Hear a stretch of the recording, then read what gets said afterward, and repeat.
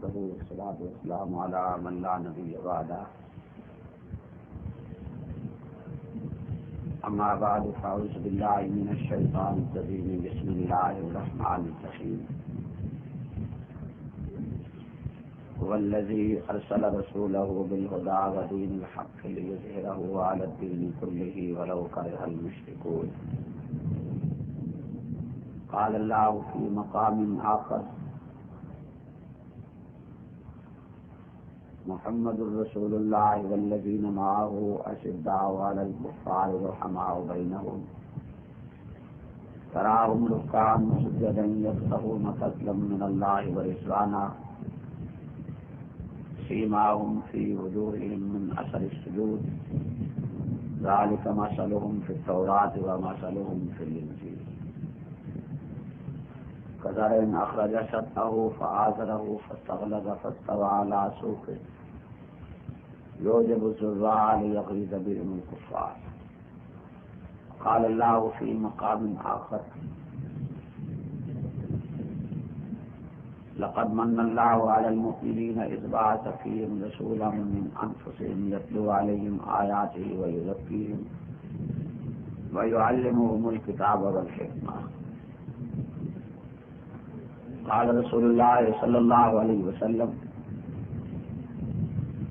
إذا ظهرت البدع والفتن وسبت أصحابي فليظهر العالم علمه قال رسول الله صلى الله عليه وسلم إذا رأيتم الذين يسبون أصحابي فقولوا لعنة الله على أشدكم قال رسول الله صلى الله عليه وسلم أصحابي كالنجوم بأي مقتديتم اهتديتم صدق اللہ وصدق رسولہ النبی الکریم. ریکارڈنگ انجینئر عبداللطیف مغل برائے ہمشہ اسلامی کیسٹ ہاؤس فرنٹ بازار خانپور.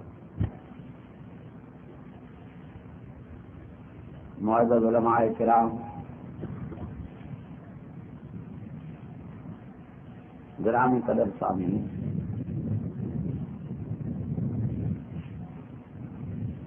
انجمن سپاہ صحابہ،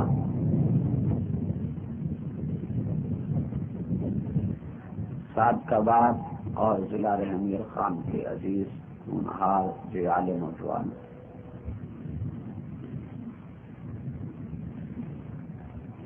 آج کی اس موجودہ تقریب کو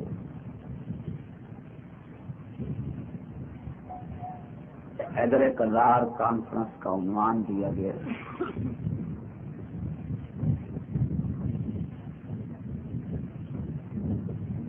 میری اور آپ کی خوش بختی ہے کہ ہم اس مقدس عنوان پر گفتگو کرنے اور سننے کے لیے آج یہاں موجود ہیں.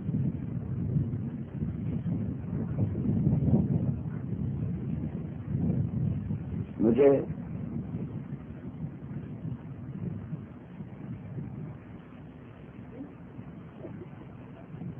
آپ حضرات کے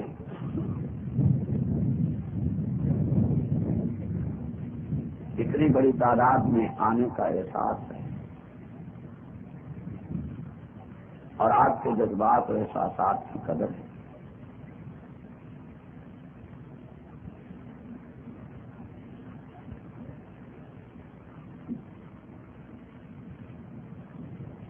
میں نے کل 3 بجے دن سفر شروع کیا تھا اور ایک لمبا سفر کر کے گزشتہ رات رنڈا محمد پناہ میں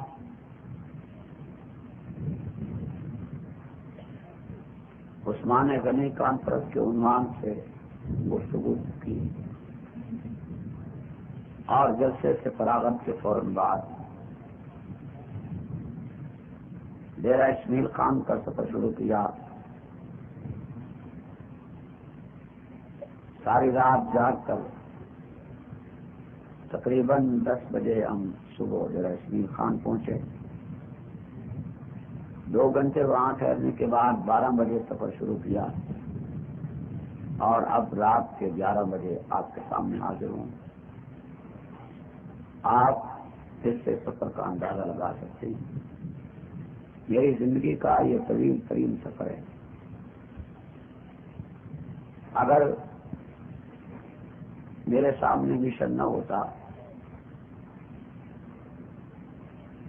جماعتی پروگرام نہ ہوتا، تو یقیناً میں بھی ایک انسان ہوں.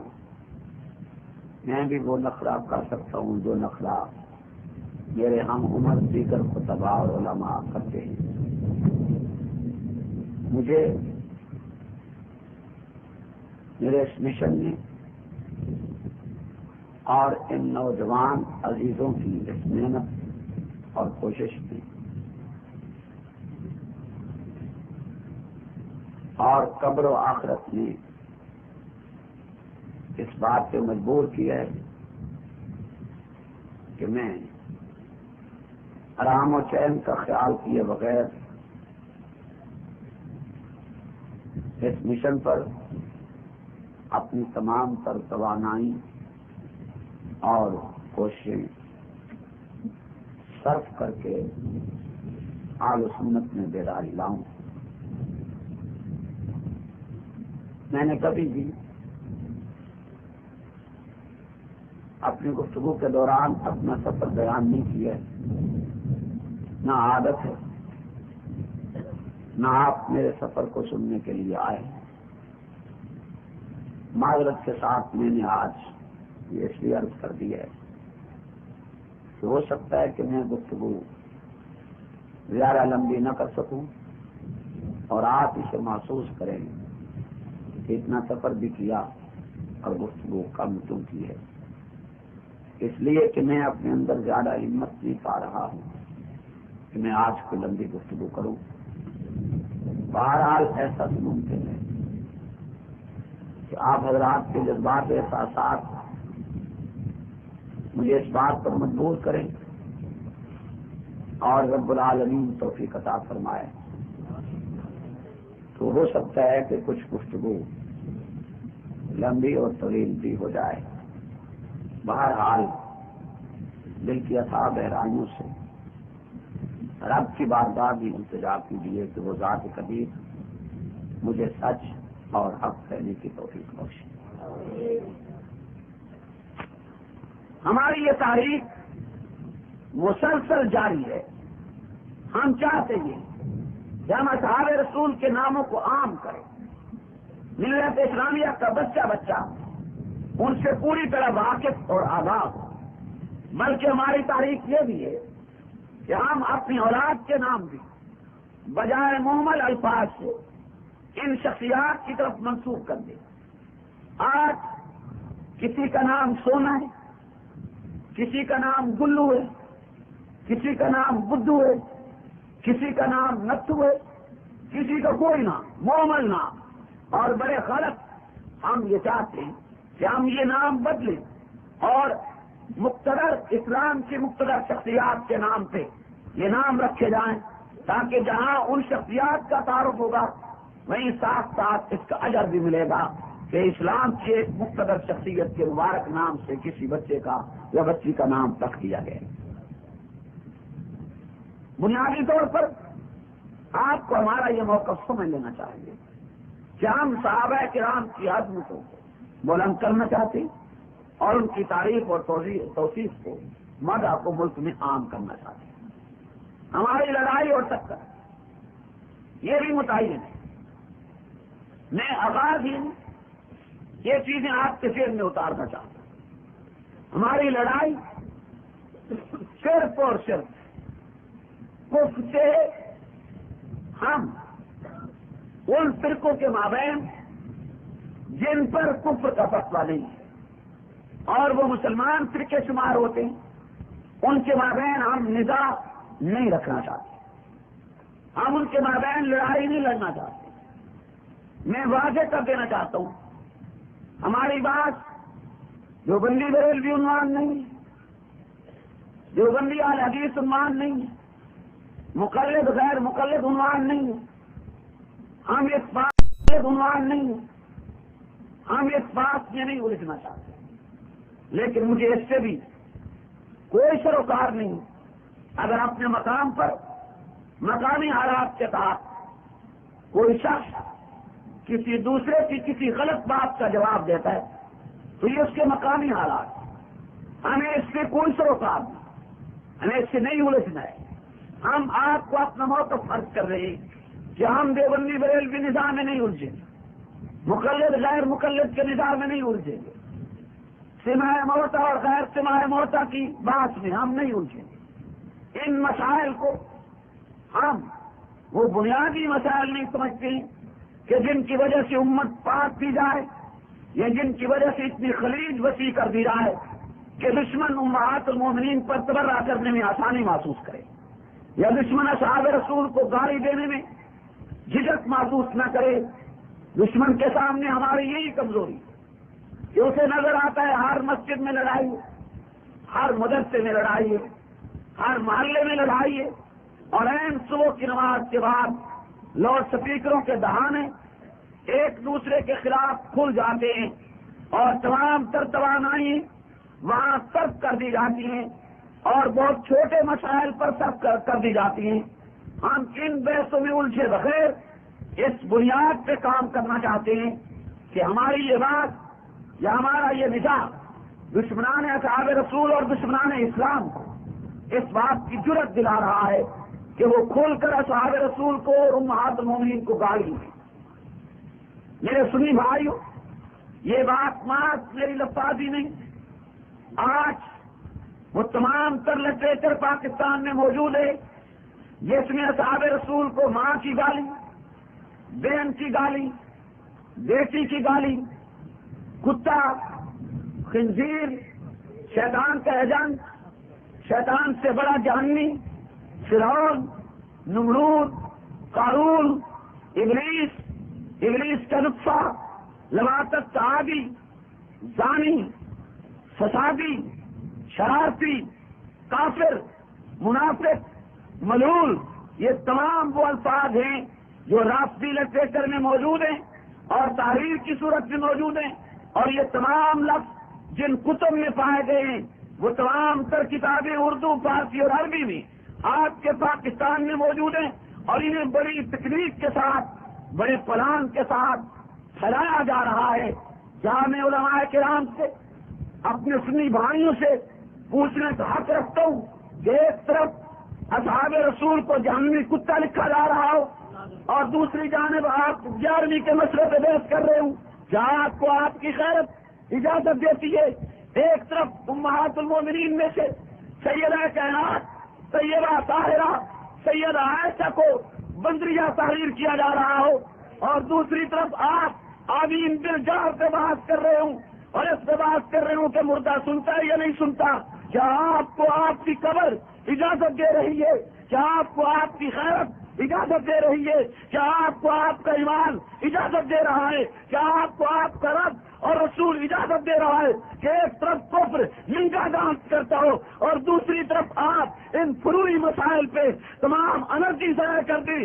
ہم پاگل ہو گئے تو ہمیں سمجھا دیجیے، اور اگر ہماری بات معقول ہے تو پھر راستہ نہ روکیے، اگر آپ کی کوئی مجبوری ہے تو ہم آپ سے نہیں الجھتے ہیں۔ رب کعبہ کی قسم، ہماری لڑائی کافروں سے لڑائی ہے، مسلمان بھائیوں سے لڑائی نہیں ہے، ہمیں لڑنے دیجیے، ہم مٹ جائیں گے، مر جائیں گے، ہمارے خون سے پاکستان کی سڑکیں رنگین ہو جائیں گی، ہو جائیں، لیکن ہم وہ دن لا کے چھوڑیں گے کہ جس دن کے بعد پاکستان کی دھرتی پر کوئی کتا، کوئی دجال، کوئی دلہ، کوئی کافر، کوئی فرعون، کوئی نمرود، کوئی قارون اصحاب رسول کے خلاف نہ زبانی بھونک سکے گا نہ لکھ سکے گا۔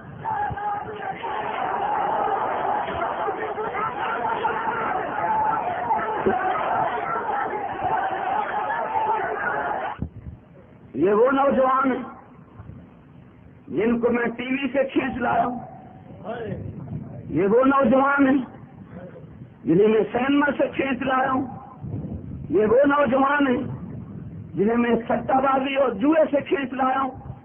تمہارے معاشرے کے نوجوان ہیں، تم غافل نہیں ہو، ان کی راتیں اور دن کھیل اور تماشے میں گزرا کرتی تھی، اور آج یہ وردی پہنی، سرخ ٹوپی پہنی، صحابہ کی عظمتوں کے بورڈ اٹھائے، چوکوں پہ نعرے لگاتے پھر رہی، کیا اب بھی تم ان کی حیا نہیں کرو گی؟ اب بھی تمہیں شرم نہیں آئے؟ کیا اب بھی تم ہمارے اس کام کو تقریب کاری سمجھو گی؟ کیا تم نے رب کو جان نہیں دینی؟ کیا تمہیں تمہاری قبر بھول گئی ہے، قبریں بھول گئی؟ کیا تمہیں قیامت کا دن اور حشر و نشر بھول گیا؟ کیا اب بھی تمہیں یہ برائی نظر آتی ہے؟ اس میں کوئی حقیقت نظر نہیں آ رہی۔ ان نوجوانوں کا میرے ساتھ کوئی رشتہ نہیں، قطن کوئی رشتہ نہیں، کوئی خونی رشتہ نہیں، کوئی میرے پاس دولت نہیں ہے جو میں نے ان کو دی ہوں۔ یہ اس طرح کیوں منظم ہوئے؟ میرے لیے منظم نہیں ہوئے، یہ صدیق کے لیے منظم، میرے لیے منظم نہیں ہوئے، یہ فاروق کے لیے منظم، یہ میرے لیے منظم نہیں ہوئے، یہ اس ماں کے لیے منظم ہوئے ہیں جسے ایسا کہتے ہیں۔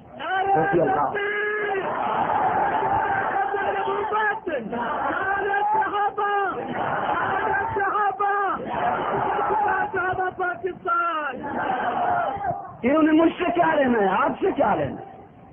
یا میں اور آپ دے کیا سکتے ہیں؟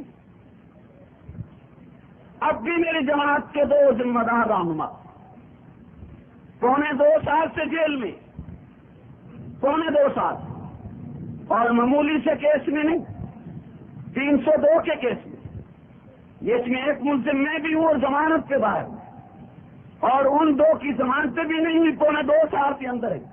کیا ملک کے طول و عرض میں کہیں آپ کے کان میں آواز آئی ہے کہ انہیں معافی نامہ لکھا؟ کہیں آپ نے صدا سنی ہے کہ وہ اندر رو رہے ہیں؟ کیوں؟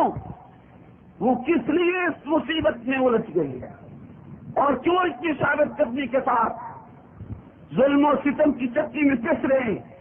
انہیں میں کیا دے لوں گا، آپ کیا دے لیں گے؟ ان کے سامنے یہ حقائق ہیں، اور وہ اس حقیقت کو سمجھ چکے ہیں کہ اگر ہماری زندگی میں صحابہ رسول کو اس طرح کھلے عام گالی دی جانی ہے، پھر اس زندگی کا کوئی فائدہ نہیں، ہم زندہ رہیں گے یا بچ جائیں۔ زندہ رہنا زندگی مطلوب ہے، تو اس طرح نہیں کہ ہم پھر یہ بکواس سنتے ہیں۔ ہم زندگی گزاریں گے چین کے ساتھ تو اس دن گزاریں گے جس دن ہم دشمنان اصحاب رسول کے منہ میں لوہے کی لگام چڑھا لیں انشاءاللہ۔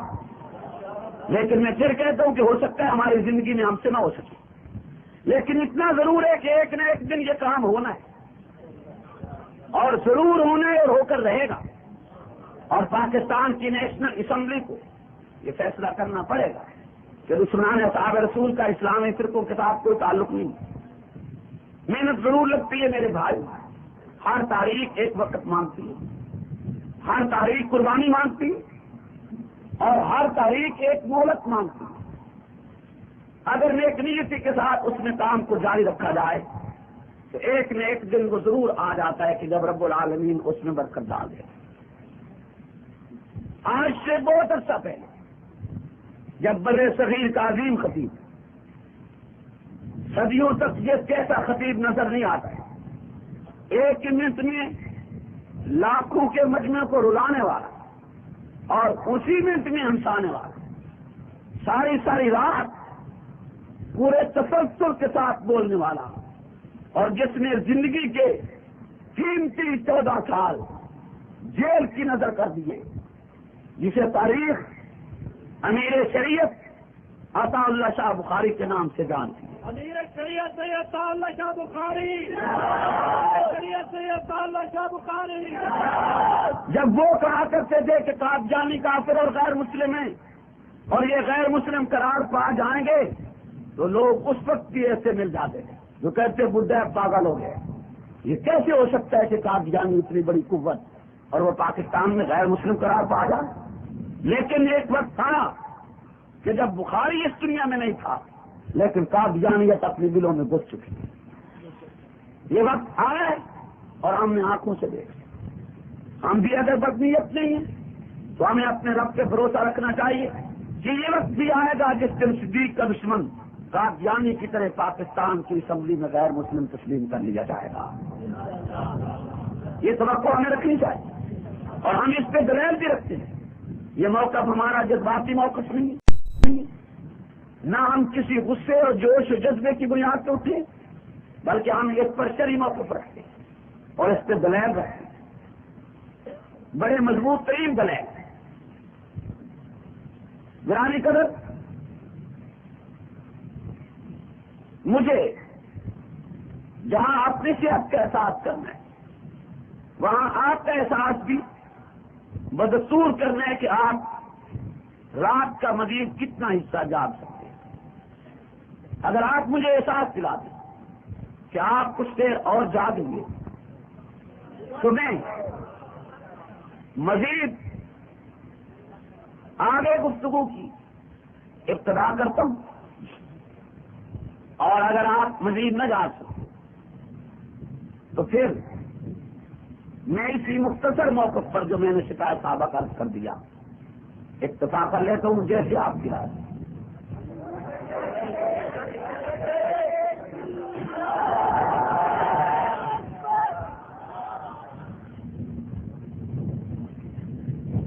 سامعین گرامی قدر،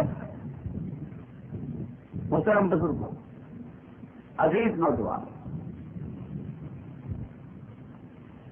میں چاہتا تھا کہ میں سپاہ صحابہ کے موقف کی سادہ اور آسان لفظوں میں آپ کے سامنے وضاحت کروں.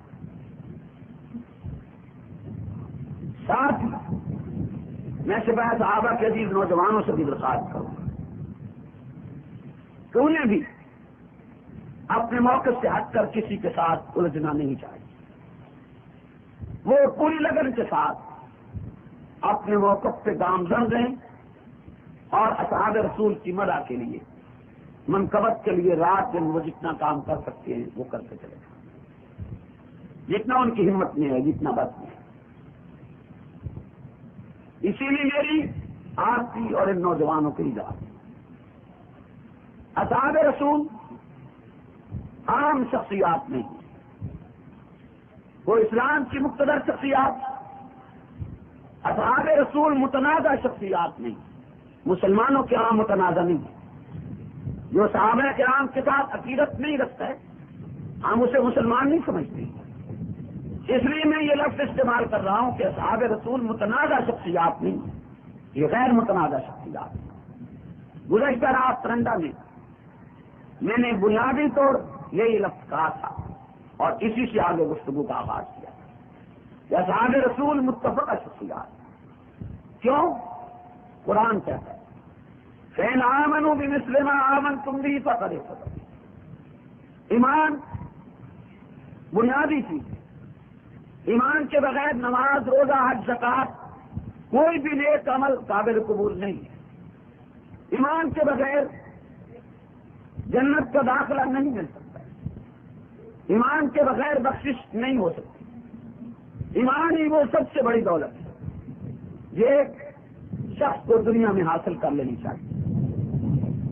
اور اس ایمان کے جو نمونہ پیش کیا ہے رب العالمین نے وہ اصحاب رسول پیش کی. دعوت اللہ اور رسول دونوں نے دی ہے ایمان کہ ایمان لاؤ. ایمان کسے کہتے ہیں، کیسے لانا چاہیے؟ تو یہ خالق نے نمونہ پیش کیا ہے. فَإِنْ آمَنُوا بِمِثْلِ مَا آمَنْتُمْ بِهِ فَقَدِ اهْتَدَوْا. 14 صدی پہلے پیغمبر کی جماعت کو خطاب کر کے رب نے فرمایا کہ اگر کوئی شخص ایمان لانا چاہتا ہے تو بِمِثْلِ مَا آمَنْتُمْ، تم جیسا ایمان لائے فَقَدِ اهْتَدَوْا، اسے راہ پہ، سیدھی راہ پہ سمجھا جائے گا. اور اگر وہ ایسا نہیں کرتا ہے تو اسے سیدھی راہ پہ نہیں سمجھا جائے گا. یہ آیت آپ غور کریں تو نص ہے اس بات کہ جو شخص اصحاب رسول کو مومن نہیں مانتا یا جو شخص اصحاب رسول کے ساتھ عقیدت نہیں رکھتا ہے وہ شخص مومن نہیں ہے، نہ ہم اسے مانتا قطعاً. اس لیے کہ جب ایمان وہی قابل قبول ہے جو اصحاب رسول کی اقتداء میں لانا ہے یا ان کی پیروی میں لانا ہے، پیمانہ ترازو جب اصحاب رسول قرار پا گئے ایمان کے لیے تو پھر وہ شخص کیسے مومن مان لیا جائے گا کہ جو شخص اصحاب رسول کو سرے سے مسلمان نہیں مانتا کہ جائے کہ ان جیسے ایمان لائے ان کے ایمان کا سرے سے قائل نہیں ہے تو ہم اس شخص کو یا فرقے کو کیسے مسلمان مانیں؟ سامعین محترم، میں گفتگو کو طول دینے کے بجائے اپنے اصلی موقف پہ آنا چاہتا ہوں۔ اصحاب رسول متنازع نہیں، غیر متنازع شخصیات۔ اصحاب رسول اختلافی شخصیات نہیں، متفقہ شخصیات۔ اصحاب رسول کی مدح کو فرقہ واریت کہنا ظلم عظیم ہے۔ اصحاب رسول کی تعریف کو فرقہ وارانہ نقطہ نگاہ کہنا یہ قوم کے ساتھ غداری ہے۔ اصحاب رسول کی مدح عین دین ہے، عین ایمان ہے۔ اصحاب رسول کی تعریف و توصیف عام کرنا دین کا حصہ ہے، اور ان کے دشمنوں کے کفر کو بیان کرنا یہ ایمان کا حصہ ہے، اور ہم اس ایمان کا حصہ سمجھتے ہیں، اور سمجھ کر سوچ سمجھ کر ہی اس موقع پہ ہم بڑی سختی اور شدت کے ساتھ قائم اور اشراف سے گامزن ہیں۔ میں نے عرض کی ہے ابتدائی کہ ہم اتنی شدت کے ساتھ اس موقع پہ کیوں قائم، اتنی سختی کے ساتھ ہم اس راہ پہ کیوں گامزن، اس کی وجوہات کیا ہیں؟ میں نے آغاز ہی میں آپ سے عرض کیا ہے کہ اصحاب رسول صلی اللہ علیہ وسلم کو اس کائنات کو دنیا جہان کو ہر گالی دی جا رہی ہے، ہر گالی، اور وہ بھی صرف زبانی نہیں، تحریر کی صورت میں۔ آپ اس حقیقت کو بخوبی جانتے ہیں کہ تحریر دیر پا قائم رہنے والی چیز ہوا کرتی ہے۔ تحریر میں صدیوں تک باقی رہنا ہوتا ہے، تحریر جلدی ختم نہیں ہوتی۔ آپ اصحاب رسول امہات المومنین ازواج رسول صلی اللہ علیہ وسلم وہ ننگی گالی دی جا رہی ہے کہ جو گالی ایک عام بازاری اوباش اور بدماش آدمی کو بھی کوئی دینے کی جسارت نہیں کرتا ہے۔ وجہ کیا؟ اس حد تک ان شخصیات کی کردار کشی کیوں شروع کر دی گئی ہے؟ کیا کہیں دشمن نے یہ اندازہ تو نہیں لگا لیا کہ سنیت بے غیرتی کا شکار ہو چکی ہے؟ کہیں دشمن نے یہ اندازہ تو نہیں لگا لیا کہ سنیت گروہ میں تقسیم ہو چکی ہے؟ کیا کہیں دشمن نے یہ اندازہ تو نہیں لگا لیا کہ سنیت نے غفلت کی لمبی چادر تان لی ہے؟ کیا کہیں سنیت کا یہ اندازہ تو دشمن نے نہیں کر لیا کہ یہ ذاتی مفادات کی جنگ میں اتنے الجھ گئے ہیں کہ اب یہ کسی بھی مشترکہ دشمن کے مقابلہ میں کھڑے ہونے کے لیے تیار نہیں؟ اگر یہ اندازہ دشمن نے نہیں لگایا تو پھر اسے کیسے جرأت ہو گئی کہ وہ امہات المومنین کو گالی دے یا صحاب رسول کو گالی دے، اور گالی بھی انتہائی ننگی اور گندی گالی؟ توجہ کیجیے، میں آج آپ کی غیرت، آپ کی مذہبی حمیت کو جھنجھوڑنے، للکارنے کے لیے آیا ہوں۔ محض 16 نوائی پیش کرنے کے لیے نہیں آیا، نہ محض کاروباری جلسہ کرنے کے لیے آیا ہوں، اور نہ یہ جانتا ہوں کہ دوبارہ آپ کے پاس میرا آنا ہوگا یا نہیں ہوگا، لیکن آج یہ حجت پوری کرنا چاہتا ہوں کہ میں نے تمہیں اس ظلم سے آگاہ کیا تھا جو اصحاب رسول سے کیا جا رہا ہے۔ تم نے اس ظلم کے دفیہ کے لیے کیا کیا اور کتنا ساتھ دیا تاکہ قیامت کے دن تم میں سے کوئی ایک بھی رب کی بارگاہ میں یہ عذر نہ کر سکے کہ ہمیں یہ بتایا کسی نے نہیں تھا، ورنہ ہم پتہ نہیں کیا کر دیتے۔ میں حجت پوری کر کے جاؤں گا، تم نے مرنا ہے اور میں نے بھی مرنا ہے، اور ایک دن تم اور میں اور سپاہ صحابہ سب کے سب حشر کے میدان میں جمع ہوں گے، جہاں آقا ہوں گے، جہاں رسول ہوں گے، جہاں صدیق و فاروق ہوں گے، جہاں سیدہ طاہرہ ام المومنین سیدہ عائشہ ہوں گی، رب کی بارگاہ ہوگی، تم سے پوچھا جائے گا، مجھ سے بھی پوچھا جائے گا، ان نوجوانوں سے بھی پوچھا جائے گا۔ اس دن کے لیے تیاری کر لیجیے، میں باتیں کرنا، ان نوجوانوں سے بھی پوچھا جائے گا، اس دن کے لیے تیاری کر لیجیے، نوجوانوں سے بھی پوچھا جائے گا، اس دن کے لیے تیاری کر لیجیے۔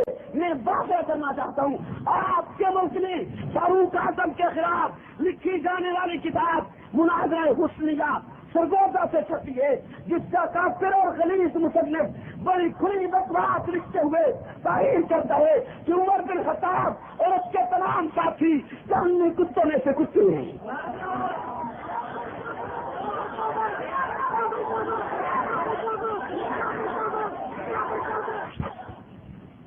جہنمی کتوں میں سے کتے کس کے لیے؟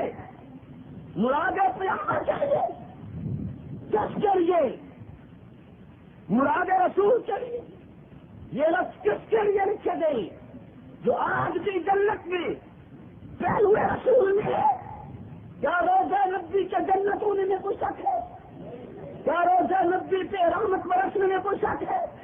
کیا پہلوے رسول کے جنت ہونے میں کوئی شبہ ہے؟ یہ الفاظ اس عظیم، اس مستور، اس عظیم قائد فاتح کیسر، فاتح بیت المقدس، فاتح کسرا اور بیت اللہ میں رسول کو سب سے پہلے نماز پڑھانے والے رضاکار کارکن باقی گارڈ کے لیے پاکستان کا کافر استعمال کرتا ہے، اور یہ کتاب ملک میں آزادی کے ساتھ جتتی ہے، تقسیم ہوتی ہے، مولوی خیر مولوی، پیر خیر پیر، تاجر خیر تاجر، سیاستدان خیر سیاستدان، حکمران خیر حکمران، سب مسلمانوں سے پوچھتا ہوں کہ تمہاری خیرت کہاں ہے؟ تمہاری حقیقت کہاں ہے؟ عقل کہاں ہے؟ شعور کہاں ہے؟ جرأت کہاں ہے؟ زبان کہاں ہے؟ قلم کہاں ہے؟ دولت کہاں ہے؟ خطابت کہاں ہے؟ مقصد کہاں ہے؟ ممبر کہاں ہے؟ مدارس کہاں ہے؟ لاؤڈ اسپیکر کہاں ہے؟ تم نے کفر کی راہ روکنے کے لیے کون سا نئے عمل تیار کیے بتلاؤ۔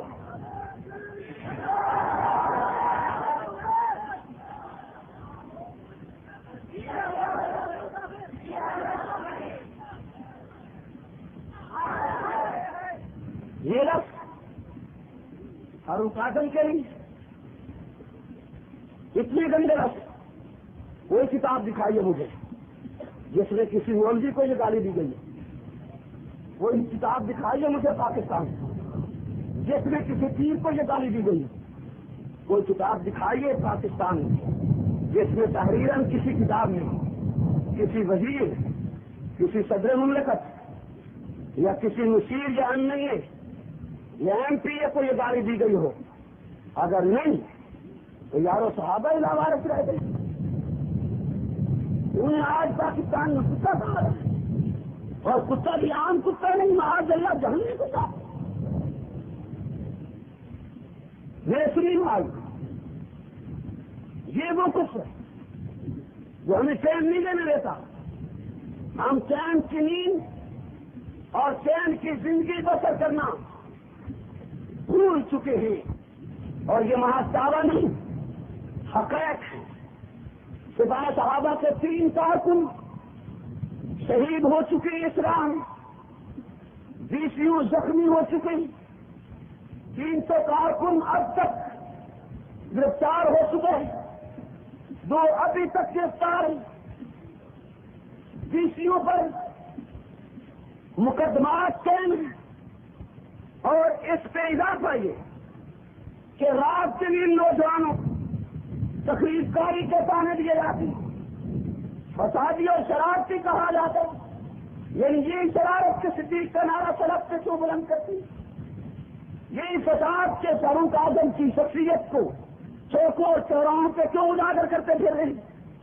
اور صرف یہی نہیں، میں آپ کے سامنے ایک زندہ مثال ہوں، مجھے اسی راہ میں پولیس نے الف ننگا کر دی، الف ننگا، اللہ گواہ ہے، واللہ العظیم لا الہ الا اللہ محمد رسول اللہ، حلفاً کہہ رہا ہوں، الف ننگا کر کے پولیس نے مجھے گلیوں میں گھسیٹا، چھٹے مارے ہیں، گالیاں دی ہیں، بیٹی کی گالی دی ہے، ماں کی گالی دی ہے، بہن کی گالی دی ہے، جو تشدد حکومت ڈا سکتی تھی، چائے ڈیری ہتھکڑی لکڑی قیدی 302 جیسے سنگین مقدمات میں بغیر کسی قصور کے ملوث کہ کسی نہ کسی صورت میں سختہ دار سے لپٹ جائے.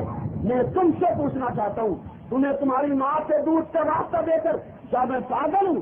اتنے تشدد کے بعد جو میں موقف نہیں بدل رہا ہوں وہ احساس مجھے نظر آئی ہوگی کہ میں پاگل ہو گئی. یہ حقیقت یہی ہے جو میں کہتا ہوں.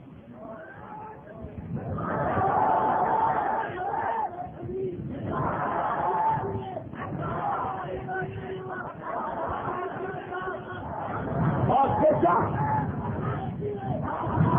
آپ کو، اور پھر کیا آپ کو ہمارے اس موقف میں سچائی نظر نہیں آ رہی ہے کہ پورے ملک میں ایک سپاہی صحابہ کا کارکردگی تشدد کر کے توڑ لیا گیا. مثال کے سے ایک کارکن جو اس پہ تشدد کر کے اسے جماعت سے توڑ لیا گیا.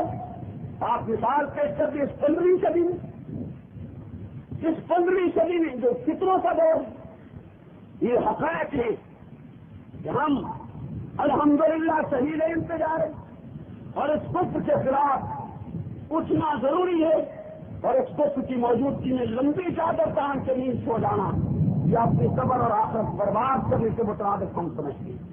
وہ دوسرے نہیں سمجھتے تو ہماری اس سے بات سن، ہم اس سے مناظرہ نہیں چاہتے، لیکن ہم یہ سمجھتے ہیں کہ اس کفر کی موجودگی میں ہمیں چین کی نیند نہیں سونا چاہیے، ہمیں آرام کی زندگی نہیں گزارنا چاہیے.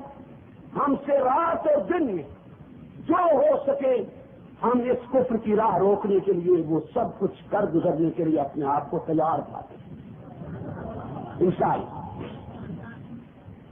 سنیے، اور میں میرا امتیاز کہنا چاہتا ہوں، بریلوی نوجوانوں، دیوبندی اور الحدیث نوجوانوں، میری آپ سے اپیل ہے، سیدہ کائنات طیبہ طاہرہ ایسا کے دوپٹے کا واسطہ دے کے اپیل کر رہا ہوں. کوئی الجھتا ہے ان باتوں میں الجھے، تم نکل آؤ اس بات سے، اور تم اپنی قبر اور آخرت بنانے کے لیے پیغمبر کی آبرو، پیغمبر کی عزت، امہات المومنین کے لیے اپنے آپ کو بخش کر چھوڑو اور نکل جاؤ ان بحثوں سے. اس الجھاؤ میں بربادی نظر آتی ہے، اور دشمنان اصحاب رسول اور امہات المومنین کی گندی زبان کبھی نہیں رک سکی. چنانچہ میں عرض کر رہا تھا، لاہور سے چراغ مصطفی اور شرار ابو لابی کے نام سے کتاب ہے. جس کا کافر مصنف، جس کا ابلیس مصنف، جس کا لعین مصنف، جس کا بدترین کافر مصنف تحریر کرتا ہے، کہتا ہے سن لو، ایسا عورت ہے یا بندریا؟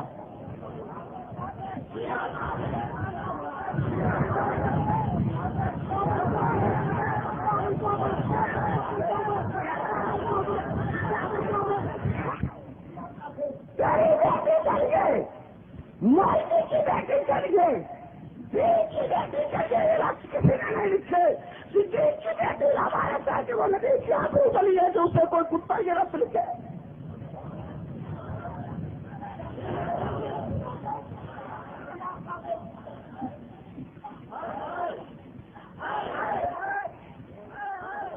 پڑھنے کی ایسے کام، اور اس کے بعد ہمارے ساتھ گفتگو کیجیے کہ کیا اب بھی ہم چین کی نیند سو جائیں، اب بھی آرام کر جائیں.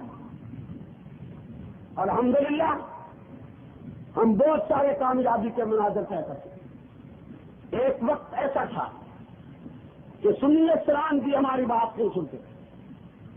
اب بڑی تعداد میں اہل و سنت اسلام کا ایک طبقہ ہمارے موقف کو سمجھنے لگ گیا ہے. صرف سمجھنے نہیں لگ گیا، ساتھ دینے بھی لگ گیا. صرف سمجھنے نہیں لگ گیا، ساتھ دینے بھی لگ گیا. چنانچہ آپ کے ضلع کے ایس پی صاحب نے سپاہی صحابہ کے موقف کو سمجھا، اور سمجھنے کے بعد ان میں ان ججوں کا تعاون میں ان کے اس تعاون کا تہ دل سے شکر گزار. اور میری اپیل ہے ہر سنی سپاہی سے ہر سنی ایس ایچ او انسپکٹر، ہر D S P, S P, D I G اور آئی جی کہ ہم تمہارے دشمن اور مخالف ہوں گے، ایسا تمہاری بھی ماں ہے، ہماری بھی ماں، ہمارا ساتھ ہر حکمران سنی سے یہی کہے، بلکہ ہماری لائن یہی ہے کہ ہم اب سنی اسران کو اپنا موقف سمجھا کے اس لائن کے لا کھڑا کریں اور انشاءاللہ میں نے ذاتی تجربہ کیا کہ جب کسی بھی افسر کے سامنے ہم نے یہ غلیظ کی بات رکھی تو اس نے کانوں کو ہاتھ لگائے، داد دیے، شاباش دیے، صاحب ان کا یقین دلائے۔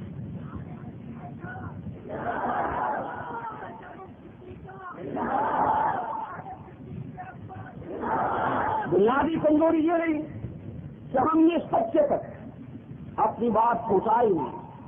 سپاہ صحابہ اس موقف کو کھڑا تک، اس موقف کو حکمرانوں تک، اس موقف کو سیاستدانوں تک پہنچانے میں رات دن سرگرم عمل ہے۔ اگرچہ بات وسائل کی کمی کے پیش نظر ہم ابھی تک اتنے وسیع پیمانے پہ اپنے اس موقف سے اعلیٰ سطح پہ نہیں لے جا سکے ہیں، تاہم اگر آپ حضرات کی دعائیں شامل حال رہیں تو ایک نہ ایک دن انشاءاللہ ہم ضرور اقتداء کو کور کر لیں، ضرور کور کر لیں، اور کوئی ایک سنی مسلمان بھی پاکستان میں ایسا نہیں ہوگا جو ہمارے موقف کی تعریف نہ کرے۔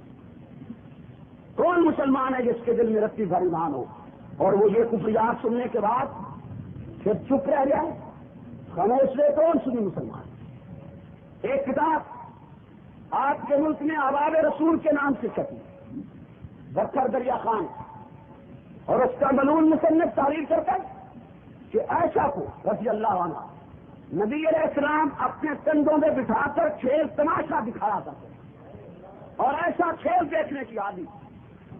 تیری بہن واسطے کوئی نہیں لکھتا، تیری دھی واسطے لفظ کوئی نہیں لکھتا، پیغمبر کی سوچا صدیق کی بیٹی یہ ساتھ ٹکرا ہمارے سے کہ کتے تحریر میں ایسے لفظ لکھتے چلے جائیں اور کوئی ان کو پکڑنے والا نہ ہو، کوئی گرفت کرنے والا نہ ہو، کوئی اس کے لیے لایا عمل نہ تیار کیا جائے۔ سامعین محترم، میرے سنی بھائی، صرف یہی تک نہیں، میں آگے چلنے سے پہلے آج کی کانفرنس کے عنوان کے سلسلے میں بھی عرض کرنا چاہتا ہوں۔ بہت سارے لوگ اس مغالطے میں مبتلا ہیں، بہت سارے لوگ کہ شاید ابو بکر عمر کا دشمن، حیدر کرار کا محب ہے، یا علی بن ابی طالب کے ساتھ اس کی وفاداری ہے، لیکن میں آج یہ مغالطہ نکال دینا چاہتا ہوں۔ جو شخص صدیق کا دشمن ہے وہی شخص اور وہی گروہ علی بن ابی طالب کا بھی بدترین دشمن ہے، اور یہ لفظ محض زبانی جمع خرچ نہیں، محض لفظی نہیں ہے۔ آئیے آپ ہی کے ملک میں آثار حیدری کے نام سے کتاب شائع ہوئی ہے جسے تفسیر امام حسن عسکری کہا گیا ہے، اور اسے قرآن کی تفسیر کے نام سے ملک میں پھیلایا جا رہا ہے۔ اس تفسیر حسن عسکری میں جس کے اردو ترجمے کا نام آثار حیدری رکھا گیا ہے، اس میں ایک کہانی لکھی، ایک داستان گھڑی، اور وہ کہانی یہ ہے کہ لکھنے والا ملعون مصنف لکھتا ہے، جیسے کچھ لوگ علی بن ابی طالب کی امامت اور خلافت کے قائل نہیں تھے، تو جب وہ شام کو گھر آئے تو ان کے کپڑے نہیں اترتے، کپڑے جسم کے ساتھ چمٹ گئے اور کپڑوں سے آواز آئی، تم علی کو امام مانو تب ہم اتریں گے ورنہ نہیں اترتے۔ چنانچہ وہ لوگ مجبور ہو گئے، انہوں نے علی کو خلیفہ بلا فخر مانا، امام مانا، تب جا کر وہ کپڑے اترے، پھر کھانا کھانے بیٹھے۔ توجہ کیجیے ذرا کہ یہ کافر کس طرح سوگدہ بازی کے ساتھ، جس طرح محبت کا جمعہ پہن کر حیدر کرار کو گالی دینا چاہتا ہے۔ کہتا ہے کہ پھر یہ لوگ کھانا کھانے گئے، لقمے منہ میں پتھر بن گئے، روٹی کے لقموں سے آواز آئی، ہم پتھر ہی رہیں گے جب تک تم علی کو امام نہیں مان لیتے ہو، ہم نے اندر نہیں جانا۔ مجبور ہو گئے، علی کو امام مانا، پھر لقمے پیٹ میں گئے۔ چند لمحات کے بعد یہی لوگ لیٹرین جانے کے لیے مجبور ہو گئے۔ توجہ کیجیے، جہاں وہ گالی دیتا علی کو، لیکن کس انداز میں گالی دے رہا ہے، کتنا چکر کاٹ کے گالی دے رہا ہے، اور کون سی داستان اور کہانی گھر کے گالی دے رہا ہے، اور کون سا لہجہ رکھ کے گالی دے رہا ہے۔ کہتے ہیں کہ یہ لوگ کھانے سے فارغ ہوئے تو لیٹرین جانے سے مجبور ہوئے۔ جب لیٹرین میں گئے، ان کا پیشاب بند ہو گیا، پیشاب نہیں آتا تھا۔ توجہ، پیشاب بند ہو گیا، ان کا پیشاب نہیں آ رہا تھا، بہت تنگ ہوئے، حتیٰ کہ آگے رکھتا ہے جیسے آلات تناسل سے آواز آئی، آلات تناسل سے آواز آئی، علی کو امام مانو تب پیشاب آئے گا، ورنہ نہیں آئے گا۔ آئے داماد رسول، حسنین کا ابو، خاطر کا فاتح، صحابی رسول، منقع مقدس علی، اسی لیے آ گیا تھا کہ اس کا نام لیٹرین میں اعلیٰ تناسب سے پیشاب کی جگہ سے نکلوایا جائے۔ یہ کتاب آپ کے مفت میں ہے، قرآن کی تفسیر کے نام سے ہے، اور اس میں حیدر کرار کو یہ گالی دی گئی ہے، محبت کا چوہا پہن کر، پیار کا چوہا پہن کر، عقیدت کا چوہا پہن کر، خلیفہ خلافت کے عقیدے کی آڑ لے کر، امامت کے عقیدے کی آڑ لے کر حیدر کرار پہ یہ تارا کیا گیا ہے۔ میں اس شخص کو، کتاب لکھنے والے کو، اس شخص سے، اس کتاب کی عبارت پہ ایمان رکھنے والے کو کائنات کا سردار سمجھتا ہوں، کافر سمجھتا ہوں، لعین سمجھتا ہوں، ابراہیم سمجھتا ہوں، اور کائنات کا بدترین کافر کو سمجھتا ہوں۔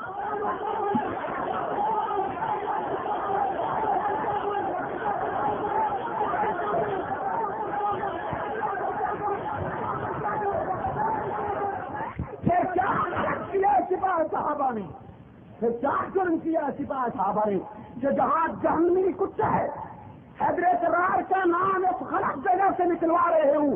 ایسے حالات میں علی کا نام چوکوں اور چوراہوں پہ، گھنٹوں پہ اور چینوں پہ اجاگر ہو جانا چاہیے یا نہیں ہو جانا چاہیے؟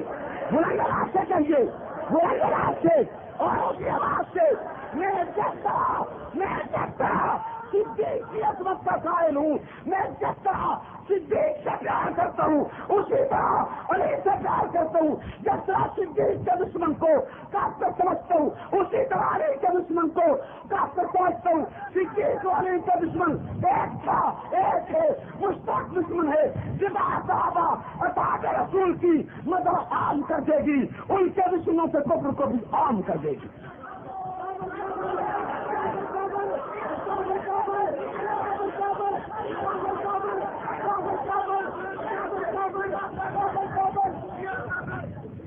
کیا خیال ہے آپ کا؟ ایسے حالات میں حیدر کرار کی تعریف عام ہونی چاہیے یا نہیں؟ ان کے نام مسلمانوں کے سینوں میں آنے چاہیے یا نہیں؟ ان کا نام آبرومندانہ لہجے میں لیا جانا چاہیے یا نہیں لیا جانا چاہیے؟ یعنی حیدر کرار کا نام اسی لیے رہ گیا تھا، لیٹرین کی گندگی الگ، پیشاب کی گندگی الگ، آلات تناسر کی گندگی الگ، اس کتے کا انداز دیکھ، اس دجال کا انداز دیکھ، یہ کہاں سے علی کا نام نکلوا رہا ہے اور کون سی کہانی تجویز دے کے نکلوا رہا ہے؟ یہ ایمان، یہ دین ہے، یہ شریعت ہے، یہ علی کے ساتھ محبت اور پیار ہے، حیرت ہے۔ اس حد تک خلافت اور اتنا کفر ملک میں عام، اور پھر بھی ہم چین کی نیند سو جائیں، میرے بھائی کیسے سو جائیں؟ مجھے تو سمجھ نہیں آتی ہے، ہم کیوں سرگردان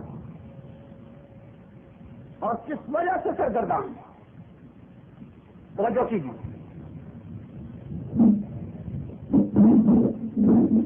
بن بغیر سپیکر کے بھی پہنچ رہی ہو. اگر آپ آپس میں نہیں بولیں تو بغیر سپیکر کے پہنچ جائے. سپیکر اس لیے بن کہ میں چند ایک عرض کرنا چاہتا ہوں. ان کو لوگ سپیکر نہیں کہا جاتا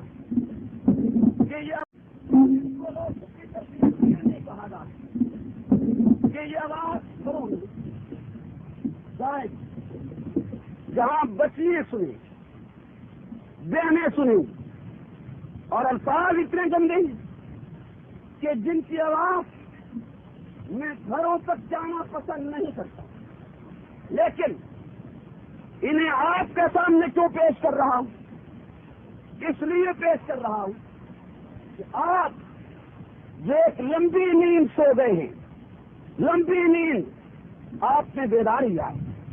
یہ پیش کیوں کر رہا ہوں؟ آپ کو کافر کی کفریہ حرکات سے، اس کے کفریہ اقدامات سے مطلع کر سکوں. میں یہ الفاظ کتنے گندے، کتنے غلیظ زبان پہ کیوں لا رہا ہوں؟ اس لیے لا رہا ہوں کہ آپ جس چیز کو شرارت سمجھ رہے ہیں وہ شرارت نہیں، عین دین ہے. میں یہ کفریات زبان پہ لا کے رد کیوں کرنا چاہتا ہوں؟ اگر مجھے شریعت اجازت نہ دے، رب محمد کی قسم، رب کعبہ کی قسم، میں یہ کفریہ کلمات زبان پہ لانے کی جسارت نہ کرتا. لیکن کتاب و سنت کے مطالعہ سے ایک حقیقت سامنے آتی کہ جب کوئی کافر کسی مبتلا شخصیت کو گالی دے تو اس گالی کو نقل کر کے اس کا رد کیا گیا. چنانچہ قرآن کریم میں کافروں کی وہ گالی جو نبیوں کو دی گئی، رب نے ان کو نقل کر کے پھر ان کا رد کیا. اور ایسا کیوں کیا؟ مزید حکم کے اللہ بہتر جانتا ہے. لیکن جہاں تک میری معلومات کا تعلق یا علماء ملت اسلامیہ کے ارشادات کا تعلق، تو وہ یہ ہے کہ رب العالمین نے ان کافروں کی زمینی حرکات سے آگاہ کیا کہ کتنے گندے لوگ تھے، اور پھر ان کے کفریہ کلمات کا رد کیا. اور اس سے مجھے اور آپ کو بھی یہ اجازت دی گئی ہے کہ اگر کسی کافر کے کفریہ کلمات اس لیے نقل کیے جائیں کہ امت اس کافر سے نفرت کرے، امت اس کافر سے دور ہو، امت اس کافر کی راہ روکنے کے لیے اپنے آپ کو تیار کرے، تو ایسے حالات میں نقل کفر کو نباست اصول کے تحت ان کفریہ کلمات کو نقل کرنے کی اجازت. اگر یہ اجازت مجھے شریعت کی نہ ملی تو رب کعبہ کی قسم میں یہ الفاظ کبھی بھی زبان پر نہ لاتا. کیوں؟ ان الفاظ میں میرے رسول کی بیٹی کو گالی دی گئی، ان الفاظ میں میرے پیغمبر کی لخت جگر کو گالی دی گئی، ان الفاظ میں حسنین کی امی کو گالی دی گئی جس نے چکی پیس کے شیر جیسے 2 بچے پال چھوڑے، جس نے چکی پیس کے علی کی خدمت کر چھوڑی، جس نے چکی پیس کے نبی کا دین پھیلا چھوڑا. میں کبھی یہ الفاظ نقل نہ کرتا. کیوں؟ یہ الفاظ میرے رسول کی اس بیٹی کے لیے استعمال کیے گئے جس بیٹی کے حیا کا یہ عالم ہے کہ وہ فرماتی ہے میرا جنازہ رات کو اٹھے. کیوں؟ میرے کپڑے کفن پر بھی غیر محرم کی نظر نہیں آنی چاہیے. یہ الفاظ اس عقیقہ کے لیے ہے، یہ الفاظ اس عفت معاف کے لیے ہے، یہ الفاظ اس تقدس معاف خاتون کے لیے استعمال کیے گئے ہیں جسے فاطمہ کہتے ہیں، جسے زہرا کہتے ہیں، جسے سیدات و نساء اہل جنہ کہتے ہیں. یہ الفاظ میرے رسول کی اس لفظ جگر کے لیے کافر نے استعمال کی ہے، میں تمہیں بیدار کرنے کے لیے، تمہیں خیرت دلانے کے لیے، تمہیں غفلت کی چادر اتار پھینکنے کے لیے، تمہیں کافروں سے دور رکھنے کے لیے، تمہیں کافروں سے تلفظ دلانے کے لیے زبان پہ لا رہا ہوں، ورنہ دل لرزتا ہے، ٹانگیں کاٹتی ہیں، وجود سے کبھی محسوس کرتے ہیں، زبان لرز اٹھتی ہے، میں رب سے معافی مانگ کے نواست اصول کے تحت یہ الفاظ تمہیں غیرت دلانے کے لیے، تمہارے اندر اتفاق و اتحاد پیدا کرنے کے لیے، تمہارے اندر سوچ پیدا کرنے کے لیے، تمہارا انتشار مٹانے کے لیے، تمہیں کفر کی راہ روکنے کے لیے تیار کرنے کی ضرورت سے زبان پہ لا رہا ہوں۔ ملا ڈاکٹر مجلسی ملعون راستی مجتہد ہے، کائنات کا بدترین کافر ہے، کائنات کا بدترین گستاخ ہے، بدترین جاننی ہے، کائنات کے بدترین لعین ہے، یہ جلال العیون میں سیدہ طیبہ طاہرہ سیدہ کائنات پیغمبر کی لفظ جگر آبرو رسول عزت رسول حسنین کی امی کی شادی کی پہلی رات کا واقعہ نوٹ کرتے ہوئے تحریر کرتے، ہائے اللہ مٹ گئے، ہائے اللہ مر گئے، اللہ تیری چاہی سنتی ہے، زمین کیوں نہیں پڑتی، اللہ میری قوم بیدار کیوں نہیں ہوتی۔ یہ کافر لکھتے کہ جب آقا نے علی کے ساتھ زہرا کی شادی کی تو فرمایا فاطمہ جب تک میں نہ ہوں علی کے ساتھ کام شروع نہیں کرنا۔ آپ بتائیں کون سا برا سے برا آدمی، کنجر سے کنجر آدمی، بدماش سے بدماش آدمی بھی کوئی ایسا ہے جو شادی کی پہلی رات اپنی بیٹی کو یہ تبلیغ کرے، یہ رسول کا نقش ہے، یہ زہرا کا نقش ہے، یہ حضرت اللہ کا نقش ہے، یہ اسلام ہے، یہ ایمان ہے۔ اور سنیو اور نوچیو اور پیو لیڈرو حکمرانوں بتلاؤ میں رسول دی دین دی عزت واسطے یہی میرے دروازے سے دستک دینے کے تھی لوگ سن دے۔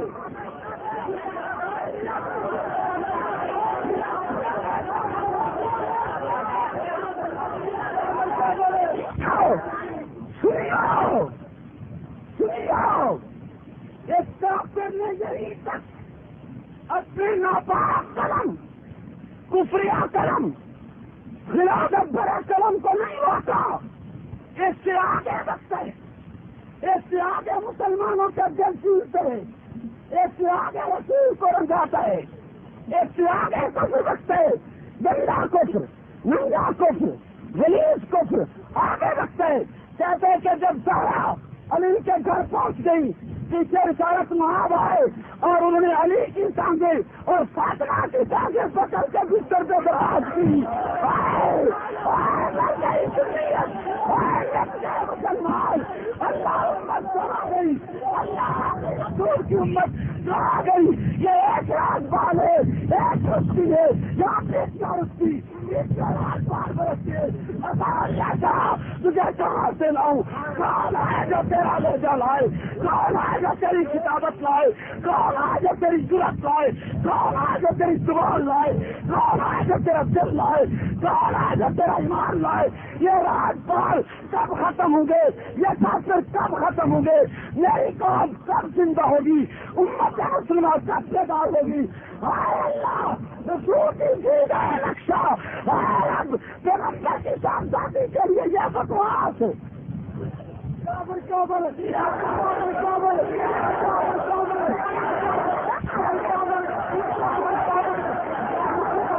زندہ باد اقربات بھرگی، زندہ باد زندہ باد، ہم زندہ نہیں اس کفر کی موجودگی میں ہم زندہ باد خیر چل کر اس کفر کی موجودگی میں ہم زندہ باد، اس کفر کی موجودگی میں ہماری زندہ باد کے نعرے مسلمان راضی نہیں ہے۔ مسلمانوں میں ان کفریات کی راہ روکنے کے لیے اپنی اولاد کے نام وصیت لکھ چکا ہوں کہ میری زندگی بھول جاؤ، مجھ سے جو ہو سکے گا میں وہ کر گزروں گا۔ میں نہیں سمجھتا کہ اس کفر کی موجودگی میں ہمارا چین سے بیٹھنا گیا یہ درست ہے، کہ اس کفر کی موجودگی میں ہمارے اختلافات اور نزاعات درست ہیں، ہم اس کفر کی موجودگی میں 11ویں کے مسئلے پہ لڑتے رہے، گلے کو تیل لگا کے لڑتے رہے، اس کفر کی موجودگی میں ہم آمین بالجار اور رفع یدین پہ لڑتے رہے۔ حد ہو گئی غفلت، حد ہو گئی کاہلی اور سستی۔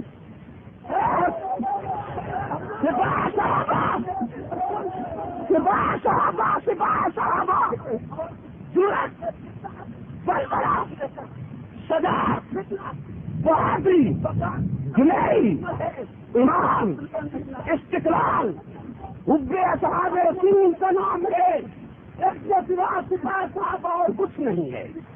اور ساتھی سپاہ صحابہ کے ایک ایک کارکن کو اس کی امی کے دودھ کا واسطہ دے کے کہتا ہوں کہ زندہ رہنے تو یہ ذہن لے کر کہ فنا فنا کی طرح بقا کا راہ پوچھ رہے، جسے مرنا نہیں آتا اسے جینا ہے۔